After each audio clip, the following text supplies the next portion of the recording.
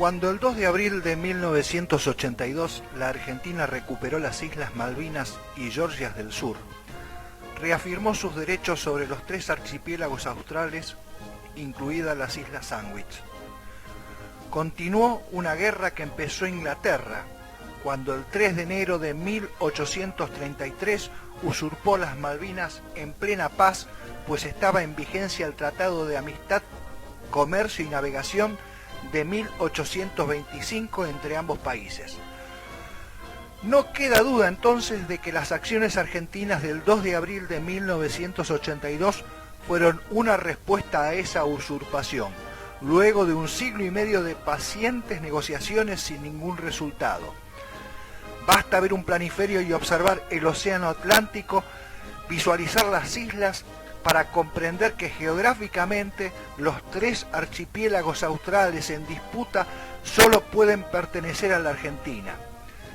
Pero el conocimiento de los hechos históricos sólidos, aquellos que no pueden negarse aunque se discutan en detalles, son los fundamentales para establecer que la soberanía de esos archipiélagos pertenece exclusivamente a la Argentina. Cuando ocurrió la ocupación inglesa a las islas, Argentina acababa de librar 2 guerras trascendentales: la guerra por la independencia y la guerra contra el Imperio del Brasil, y se hallaba ocupada en una ardua controversia interna para fijar su futuro político e institucional. Más allá de ello, las islas estaban ocupadas por el gobierno argentino, con pobladores argentinos, y en el momento del desembarco de las fuerzas inglesas con la fragata Clio, no se respetó la autodeterminación de los isleños por parte del Imperio Británico. El operativo Rosario era la operación global que implicaba la recuperación de la soberanía argentina en Malvinas y Georgias del Sur, siendo la operación Azul la fase anfibia destinada a la recuperación de las Islas Malvinas específicamente. El plan de operaciones preveía que el desembarco se realizara el 1 de abril, sin embargo, las condiciones climáticas reinantes en la zona lo impidieron, y con ello se perdió la sorpresa táctica, ya que la presencia de la flota argentina pudo ser convenientemente informada desde Londres y los británicos pudieron tomar las medidas para la defensa de la plaza. La sorpresa táctica se había perdido, pero el plan seguía en marcha y los preparativos se iniciaron rápidamente. En la noche del 1 de abril de 1982 se ordena zafarrancho de combate en el destructor tipo D2 Santísima Trinidad, el cual tenía un elemento embarcado compuesto por 80 hombres de la agrupación de buzos tácticos y de comandos anfibios que serían los responsables de la primera fase de la Operación Azul. El destructor ingresó en la bahía Enriqueta y ponía dirección a las cercanías de Puerto Harriet. A las 21 horas, el teniente de corbeta Schweitzer y el cabo principal Pereira reciben la orden de realizar un reconocimiento avanzado y marcar la playa de Muller Creek para el desembarco, por lo que iniciaron su misión de manera silenciosa a bordo de un kayak. Cuando realizaron el reconocimiento de la zona, sin haber sido descubiertos por los británicos, deciden que la playa ideal para el desembarco era Lake Point, por lo que a las 21:30 horas el cabo principal Pereira retorna al destructor para informar sobre la situación, sirviendo además como guía para la oleada de asalto posterior. Ya entonces, el Santísima Trinidad había comenzado el procedimiento de arriado de los botes neumáticos, mientras que los comandos anfibios aguardaban la orden para embarcarlos e iniciar el desembarco sobre sus objetivos. A las 22 horas, los comandos inician ya su movimiento en el trayecto que los separa de la playa. A las 22:30 arriba el primero de ellos. Los hombres desembarcan y se despliegan de manera de comenzar a asegurar la playa, además de marcarla para que el resto de la oleada no se perdiera. A las 22:40 horas arriba el último bote y los comandos se dividen en dos grupos. El primero de ellos estaba a cargo del capitán de corbeta Guillermo Sánchez Sabarot. Tenía como objetivo el cuartel de Modi Brook, debiendo hacerse con el control del mismo y tratando de que los soldados se rindieran sin combatir si aún estaban allí. El segundo grupo estaba a cargo del capitán de corbeta Pedro Giachino, el cual tenía la misión de asegurar Government House y capturar al gobernador de las islas, el señor Red Hunt, para que la plaza se rindiera ante las fuerzas argentinas sin combatir.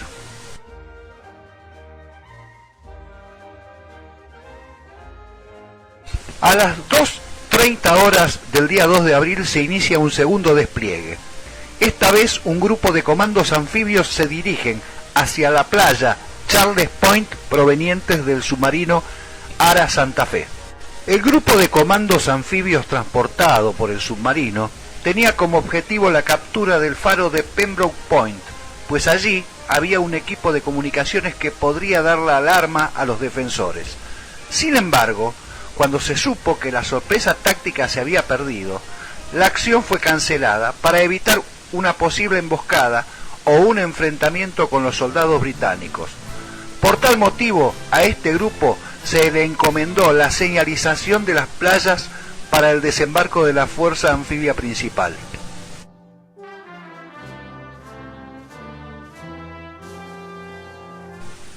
A las 4:30 horas, el puesto de observación enemigo, que se encontraba en Sapper Hill, informa al mayor Norman, jefe de los Royal Marine, de un contacto. Se habían descubierto movimientos argentinos en Mollet Creek, en las cercanías de Port Harriet.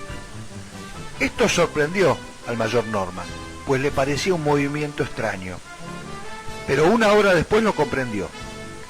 El grupo de comandos anfibios del capitán de corbeta Sánchez Sabarot llegó a Modi Brook a las 5:30 horas aproximadamente. Rodearon los cuarteles y realizaron una serie de disparos intimidatorios para sorprender a las fuerzas británicas y conminarlos a rendirse. Pero las barracas estaban vacías. Los soldados británicos habían sido ya alertados y se habían replegado a posiciones defensivas cercanas a la casa del gobernador. El mayor Norman entonces comprendió que no había previsto ninguna maniobra de ese tipo. Los argentinos lo habían sorprendido por el oeste y su dispositivo defensivo estaba orientado hacia el este. Emitió la orden de que las secciones 1 y 5 se replegaran hacia la casa del gobernador como refuerzo de la posición. Por su lado, el capitán de corbeta Giachino había arribado ya a Puerto Argentino sin ser descubierto y a las 6:15 horas sus hombres ya habían rodeado la casa del gobernador.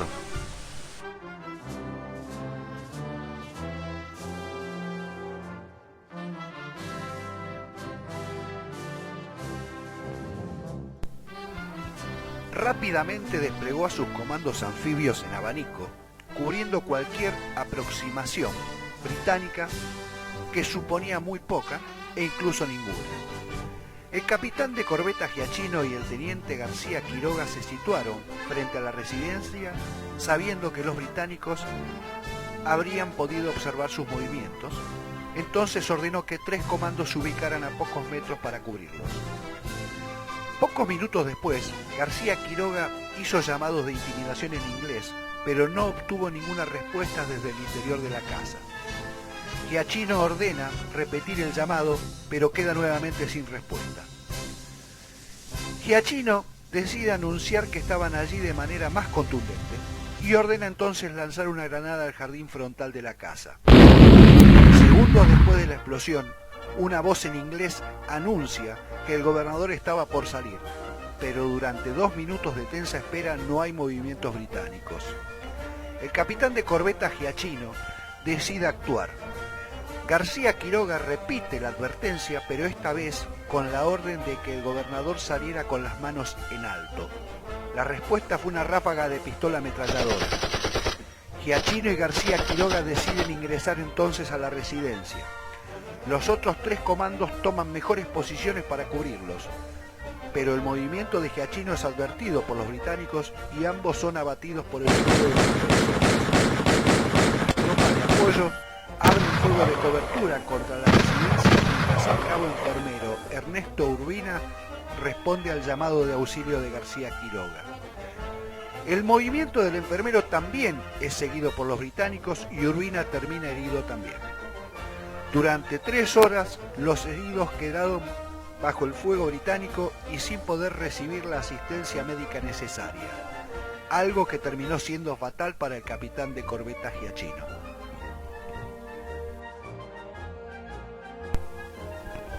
Mientras el combate en la casa del gobernador tenía lugar, el buque de desembarco de tanques Cabo San Antonio había iniciado ya el desembarco de los blindados anfibios con personal de la fuerza de desembarco que se encontraban arribando a las playas de Yorkey Bay con elementos de la infantería de marina. A las 6:15 de la mañana del 2 de abril, el buque de desembarco Cabo San Antonio abría sus compuertas frente a las playas de Yorkey Bay. Desde su interior comenzaban a salir los vehículos anfibios que se dirigirían hacia las playas que habían seleccionado y marcado las fuerzas especiales, llevando a bordo a los elementos de la fuerza de desembarco.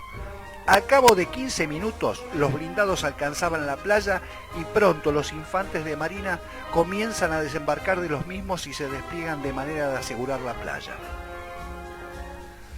Una segunda oleada de vehículos anfibios estaba lista, mientras que las pequeñas lanchas de desembarco LCBP embarcaban ya el personal del Batallón de Infantería de Marina 2 que realizaría el desembarco final.